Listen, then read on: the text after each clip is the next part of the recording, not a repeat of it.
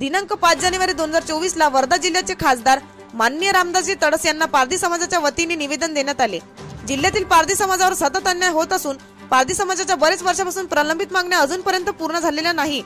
त्याकरिता प्रमुख मागणी पारधी आवाज योजना, जिल्ह्यातील प्रत्येक बेडावर विशेष महाराजस्थव अभियान राबवून जातीचे दाखले देण्यात यावे, जात वैधता प्रमाणपत्र, आधार कार्ड, दारिद्र्य रेषेखाली प्रमाणपत्र, मतदान कार्ड, श्रम कार्ड, राशन कार्ड, अतिक्रमण जमिनी नियमित करणे, प्रधानमंत्री घरकुल योजना, बेडा जोडो अभियानांतर्गत प्रत्येक बेड्यावर मुख्य रस्त्याची जोडणे, बेडा तिथे शाळा अभियानांतर्गत वसती शाळा उभारणे, घरकुल बांधकामांचा निधी 1,30,000 हून 2.5 लाख करण्यात यावा, अशा अनेक प्रलंबित मागण्याचे निवेदन वर्धा जिल्ह्यात पारधी समाज शिक्षण मंडळातर्फे खासदार रामदासजी तडस व प्रकल्प अधिकारी दीपक हेडव साहेब यांना देण्यात आले।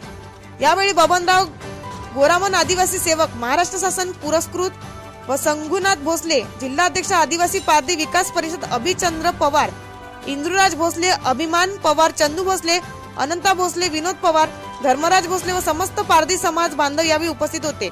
एबीएस न्यूज साठी धर्मेंद्र शेरकुरे, वरोरा, चंद्रपूर।